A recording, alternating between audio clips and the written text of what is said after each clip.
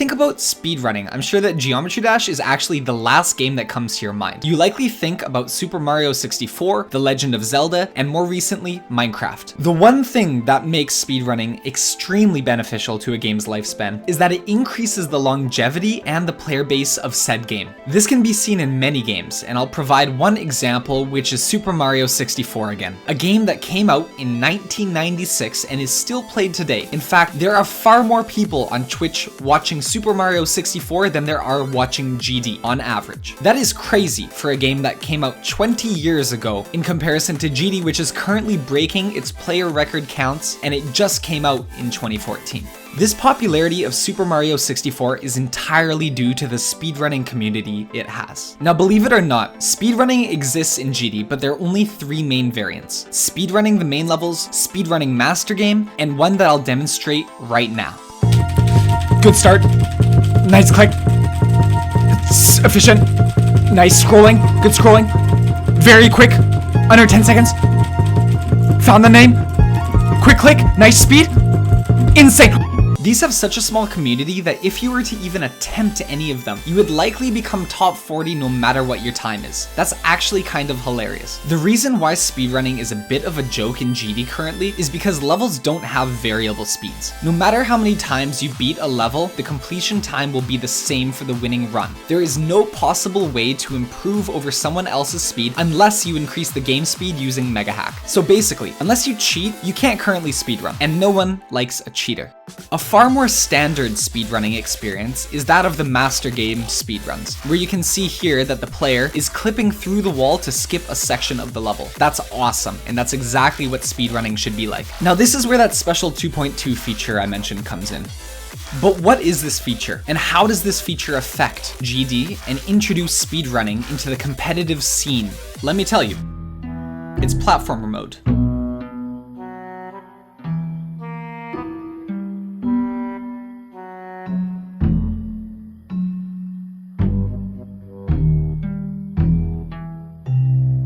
Let's talk about platformer mode. Platformer mode allows speedrunning because it fixes the main issue that generic GD levels have. You will now actually be able to choose how quickly you beat a level. I'm gonna have gameplay going on in the background, and while looking at all of it, think about little ways that the players could have sped up or done a part just that little bit faster. Now, depending on how well you time your jumps, or maybe even how tightly you jump from block to block, you will end up doing better or worse on the level that you're playing. This also means that the more times you beat a level and play a level, the better you will be at beating that level, and the shorter your times will get. This is where we start to see a skill gap forming between players. Who is willing to try over and over to minimize the number of frames that they need to beat a level? And who is willing to do this over and over just to decrease their time by milliseconds? You might think that this idea is coming from nowhere, and that there is no way that something like this could happen. But hold on, I have Robtop backing me up. During one of my streams, Robtop said something which really prompted the idea for this video. Now, if you're interested, you can also watch the highlighted version of this stream on my channel. The link will be in the description of this video. What? Yo, Robtop, how's it going? Oh, holy crap. Okay, I have an idea. I have an idea for GD. You have to hear me out. Okay, please, please, please, in adventure mode, include a timer. Because we could do speed runs of levels, and I have an idea. And there could be GD level speed running, and that's like a huge thing. That could start, like, right now you have people only care about extreme demons. Bro, if you had speed running, that would be sick. I had that idea. A whole new community, exactly. And like that would help the lifespan of the game last even longer. See, I'm on your side here. So if like final score equals points divided by time. I love that idea. I love that idea because, wait, you have that? Now quickly, before we jump into some more detail, let me put an open comment for Robtop. The timer in levels needs to reset every time you start a level from the beginning in platformer mode. Otherwise, the speedrunning feature may be extremely annoying since you'll have to back in and out of the level multiple times. With the description that Robtop gave and how the points and timer may work, we won't even need to use external timers such as Live Split, which is one of the most used speedrunning timers, and it's what I used for the Kernel block speedrun earlier. The amazing part part about this is that speedrunning will actually be accessible on mobile since it's built into the game, and that could lead to one of the first actual mobile-friendly speedrunning games. This could be massive. That alone has the potential to blow the GD community up massively. Just imagine if Dream or XQC tried speedrunning a GD level. You can also start to imagine all sorts of crazy strategies that players will come up with. Pretending that it works exactly how Robtop mentioned, score divided by time, you will have so many different scenarios that could allow for both time optimization and point optimization. Do you jump slightly out of the way to get an extra orb for points? Or do you not, just to save a little bit of time and decrease the number that your score is divided by? Just by adding point orbs randomly throughout the level, you can increase the amount of strategy required to get the highest score and lowest time significantly. The players that are able to come up with these paths the quickest will become the leaders of the GD speedrunning community, and you could be one of them.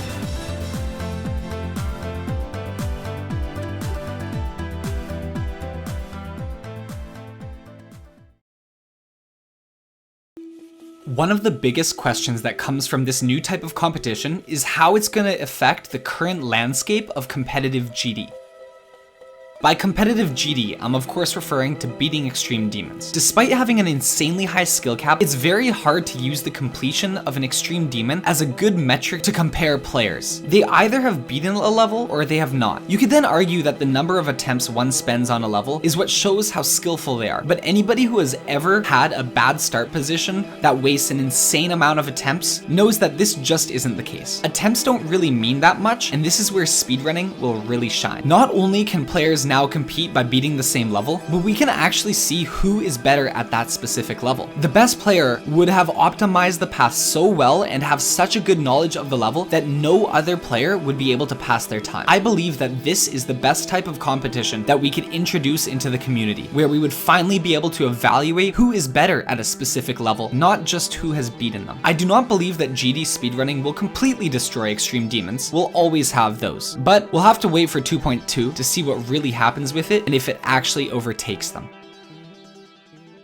One very nice aspect of speedrunning is that if a level is popular enough, we could see easy levels popping up in the verified speedrunning level list. And I'll talk about that and how the list could work in a little bit. Imagine the Extreme Demon list, but for popular platformer mode levels that you can speedrun. It obviously takes years to be able to get good enough to beat levels like Tartarus, or you just buy a 240Hz monitor. But speedrunning on easier levels could be a really nice way of easing players into competitive GD. And who knows what sorts of new talent this could bring out of the crowd. We will next talk about the potential of adding a speedrunning level list, which would be very similar to the Extreme Demon list. First, I'm going to quickly explain how the Extreme Demon list works. That way I can make a few subtle changes to it that would be required for the speedrunning list. The Extreme Demon list on Pointer Crate is a list of the hardest levels in the game. There are three main categories. The main list, where we have the top 75 demons, and a variety of percentages can qualify you for points. The extended list, where we have demons ranked 76 to 150 and only 100% runs will qualify you on this list. And then finally, the legacy list, which contains levels that were once on the list but that have fallen off due to harder levels getting verified and placed in top 150. Each level has the verification video linked to it on its page, as well as a list of all the players who have beaten. As I mentioned with Extreme Demons, it's very difficult to tell who has mastered the level the most. For example, look at this screenshot and tell me who is the best at this level. This is the first thing that the speedrunning list could change. Now, rather than just seeing a bunch of 100%,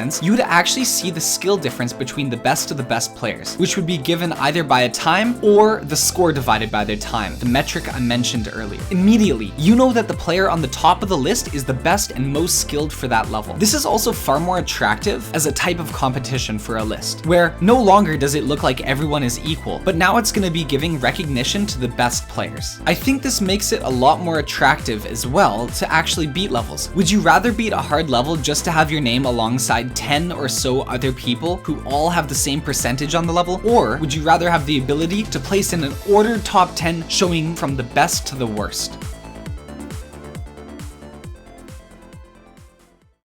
So that's the first change I've made to the list, where now we have an ordered list of records determined by the score. The second change is related to the categories you can select between. Whereas previously there's a main, extended, and legacy list, I would suggest that we only have two main categories: demon and non-demon.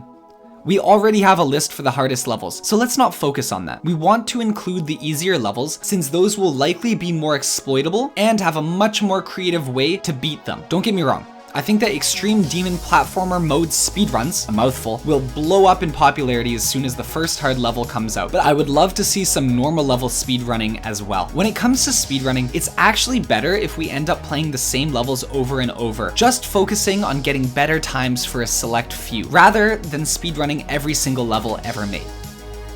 This gives players ample time to create optimal paths and blow the community away with how ingenious and creative people can be. Because of this, I encourage only having one hard and one easy list and trying not to fill it up too quickly, quality rather than quantity. Having the categories as demon and non-demon would be attractive to two very different parts of the community. We would have the easy levels that are very approachable for the less tryhard players and who still want to compete, but then we would also have the demons for only the hardiest of competitors. It is extremely important to have easier levels for speedrunning. If you think about it, most of the games that are speedrun aren't extremely difficult, but the difficulty comes from coming up with creative exploits and mastering the game just to shave off milliseconds of your final time. The last change is not so much a change. We can have cutoff times that show what speed you have to beat the level in to qualify for the list. An example of this is we only allow records under 50 seconds for a level completion to be on the list. Unlike the demon list, levels that make it into the speedrunning list would have to be hand selected by the community as a level that is enjoyable or speedrunning verified. Just because a level is in the platformer mode doesn't mean that it should qualify for the list. Again, the fewer levels to speedrun, the better. I believe that the members who run the list would have the final say in whether or not a level should be added to it, based on how likely people are to actually compete on that level. Unlike Extreme Demons, speedrunning levels has the ability to distinguish the top players and provide a much needed revision to the way that we compete